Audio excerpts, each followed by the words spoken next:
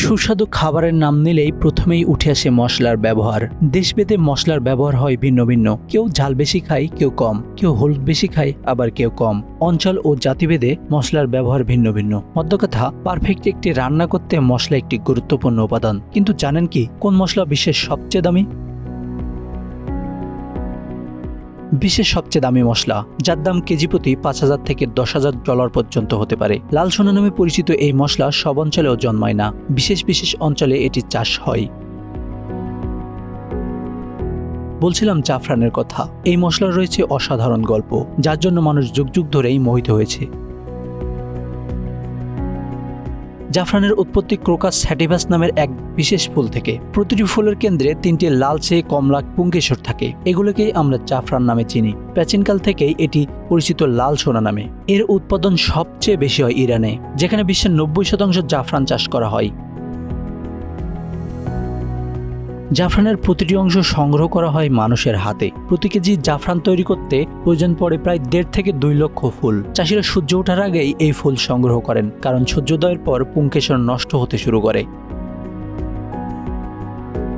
ফুল থেকে পুংকেশর আলাদা করার পর এগুলো যত্ন সহকারে শুকানো হয়। এই প্রক্রিয়াটি অত্যন্ত সময় সাপেক্ষ এবং কৌশলপূর্ণ।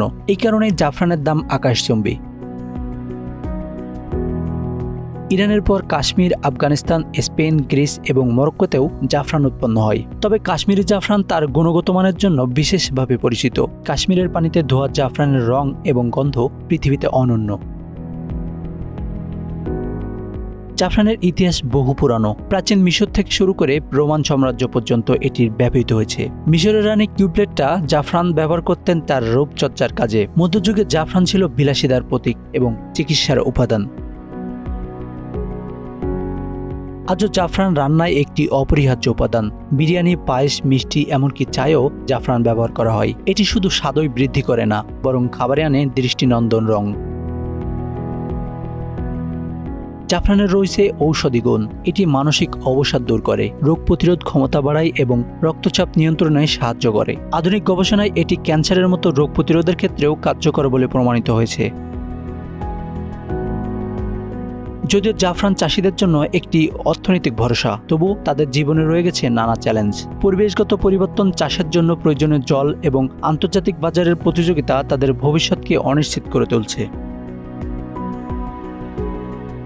Ashanur Rahman Mithu, Bangla affairs, news desk.